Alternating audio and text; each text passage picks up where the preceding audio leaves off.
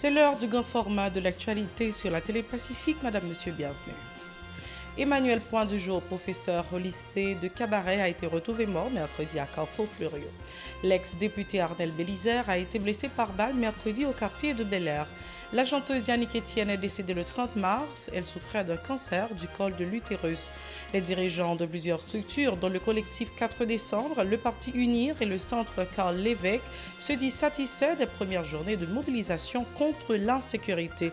Et puis à l'étranger, le secrétaire d'État américain Anthony Blinken a affirmé que l'impact de l'invasion russe de l'Ukraine était ressenti jusque dans le monde arabe, avec notamment la hausse des prix du blé. Restez branchés, les détails c'est tout de suite. Si vous jugez que cette vidéo est intéressante, n'hésitez pas à liker et partager la vidéo. Et surtout, n'oubliez pas de vous abonner à cette chaîne et activer la cloche de notification pour ne pas louper aucune de nos vidéos. Si vous nous rejoignez maintenant, vous êtes sur la télé Pacifique, vous suivez Info Pacifique, le développement. Le professeur Emmanuel Point du jour a été retrouvé mort mercredi à Carrefour-Fleuriot. Il était porté disparu depuis plusieurs jours. Il était détenteur d'une maîtrise en sciences physiques et enseignait notamment au lycée de Cabaret.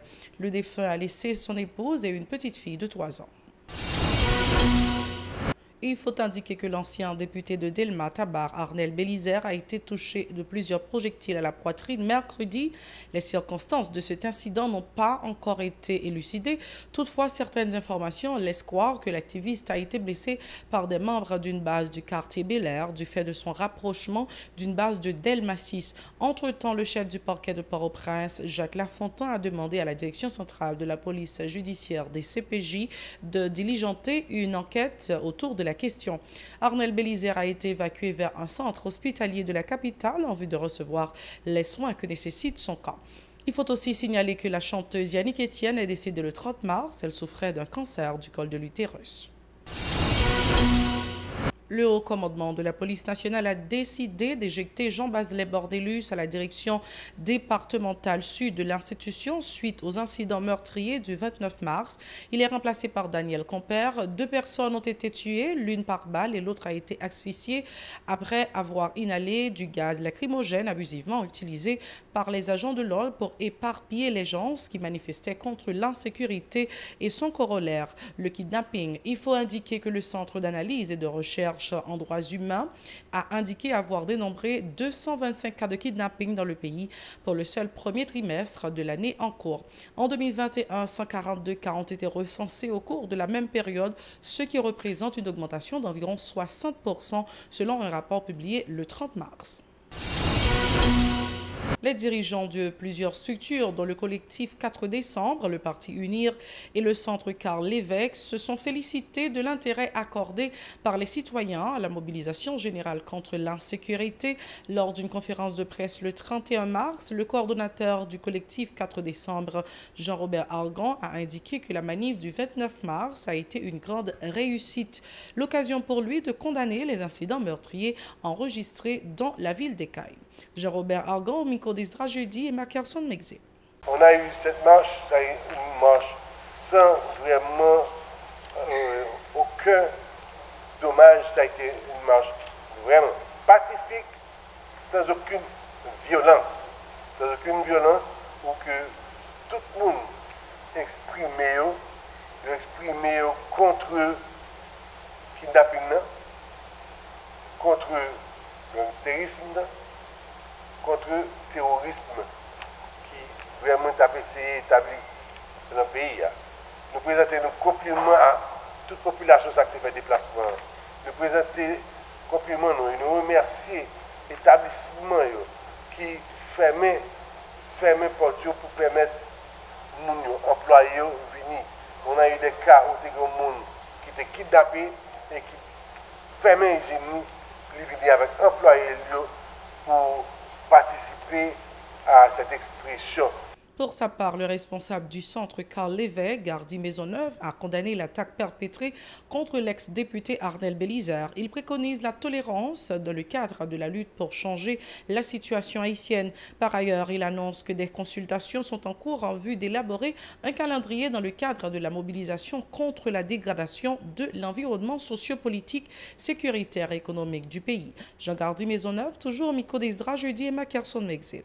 Nous déplorons tout exactement ce qui passait hier contre Anel Bélizer. Ça fait nous mal. Le pays n'a pas d'arriver à un niveau ça.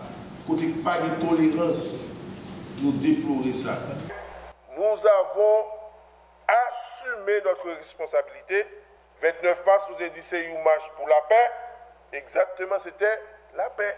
Pas de même au caoutchouc, tu es boulé pendant pas quoi, pas de rien qui t'est fait. Et nous t'es clair que nous avons fait. Et prochainement, ça qu'a privé le pays, pas sous compte nous. Nous pas qu'attendre encore. Nous pas qu'attendre nous avons dit que nous pas contre qui date. Nous dit c'est hic et nous. Maintenant, ici, que nous besoin ça nous besoin la paix, nous besoin la tranquillité. Nous besoin que tout le monde qui à l'école, tout le monde qui a l'acheté, tout le monde qui a sorti. Nous pas besoin là, nous pas demander l'autre bagaille. Donc, que les gens qui ont le pouvoir dégager nous ça. C'est ça nous besoin, la population a besoin de tranquillité ça. Le militant Josil Jameska a aussi condamné l'attaque dont a été victime l'activiste Arnel Bélizer le 30 mars. L'ex-parlementaire a été atteint de plusieurs projectiles au quartier Belair. Écoutons les réactions de Josil Jameska au micro de Ketia Isaac et Jose-Philippe François. Nous voyons clair pour l'idée de comprendre comment on mettre tête ensemble pour sauver le pays, pour retirer Haïti dans le trou qu'elle a enterré. Coalition, depuis ces gens, nous connaissons que nous avons battu ensemble avec elle. Je dis à l'île temps pour nous chercher panne. Je dis ce n'est pas les gens qui pourra prendre pour dire nous mais ça que vous voulez pour nous. Coalition ça, nous mettons tête nous ensemble pour nous dire, nous toutes jeunes femmes et jeunes garçons, nous t'arrêtons vivre en dedans du pays. Nous ne pas vivre dans notre terre blanche pour y maltraiter. Nous-mêmes nous mettons tête nous ensemble. Et nous avons tout dit. Nous avons un pingaba ensemble de monde. Nous connaissons que nous avons battu ensemble avec eux. Qui ont postionné, qui quittent tout militaire au dehors. Je dis, ces militants, même si ils souffrent, je dis, nous avons un bagage clair. Nous avons une coalition par les jeunes. Parce que faut ensemble des jeunes garçons et jeunes femmes commencer à intégrer dans l'État. Nous avons sympathie dans non-coalition.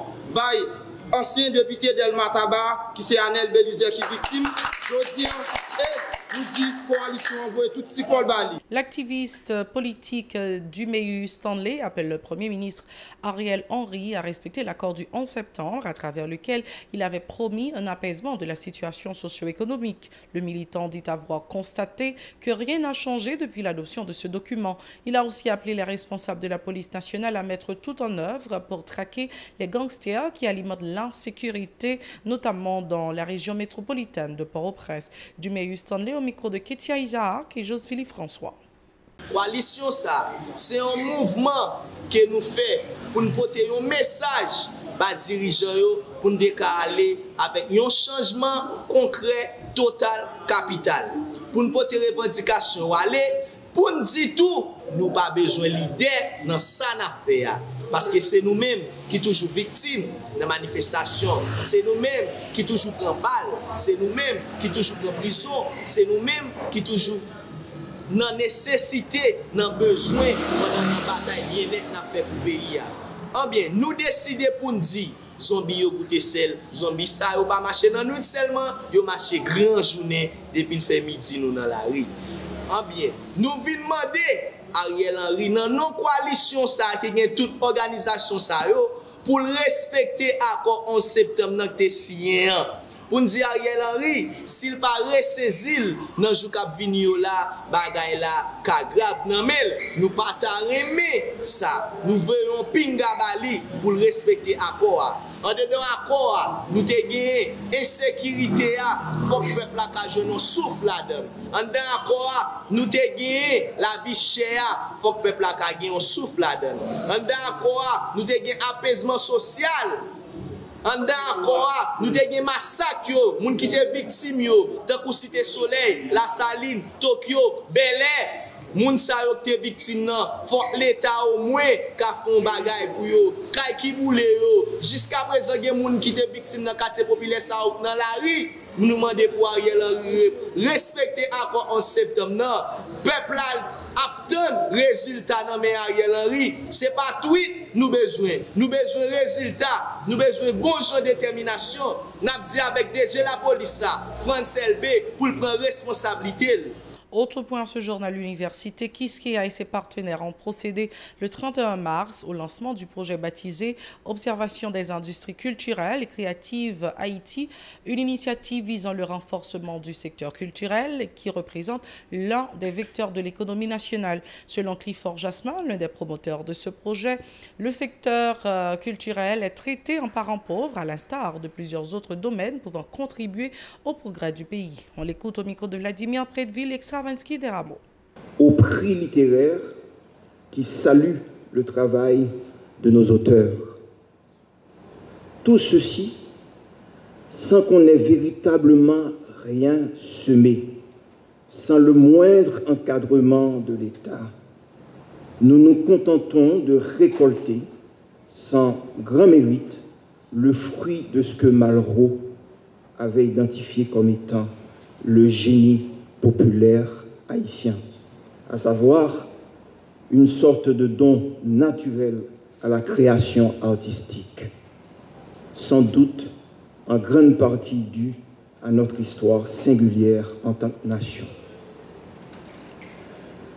En réalité, ce projet d'observatoire des industries culturelles et créatives est une provocation, une sommation à nos dirigeants et à nos élites de revoir leur copie en ce qui a trait à leur rapport à l'art et à la culture dans ce pays. Jusque-là, disons-le, un secteur mal aimé, laissé pour compte, abandonné, incompris, et je pèse mes mots.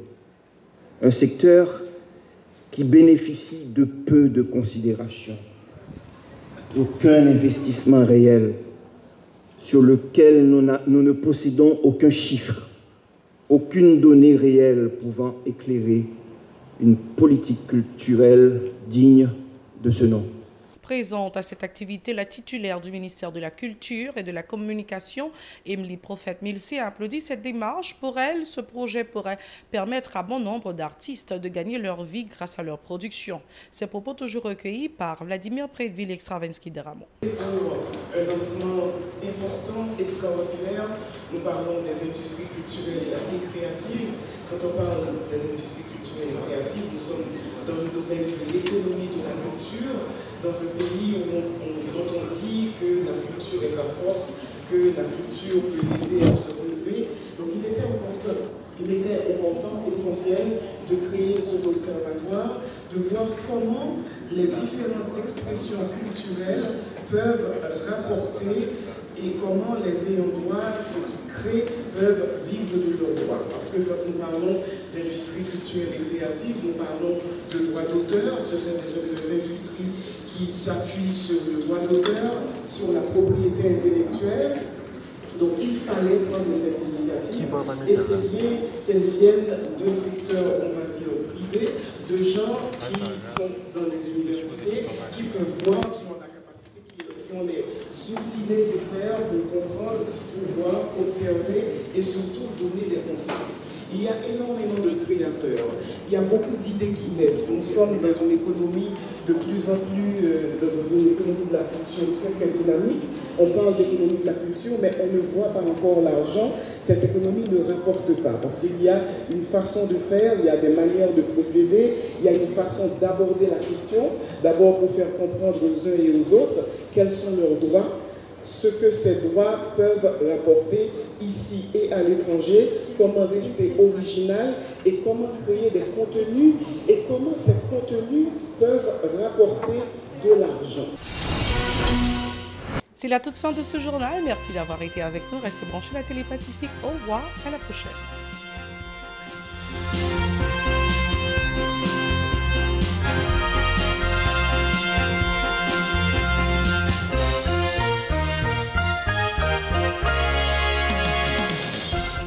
Si vous jugez que cette vidéo est intéressante, n'hésitez pas à liker et partager la vidéo. Et surtout, n'oubliez pas de vous abonner à cette chaîne et activer la cloche de notification pour ne pas louper aucune de nos vidéos.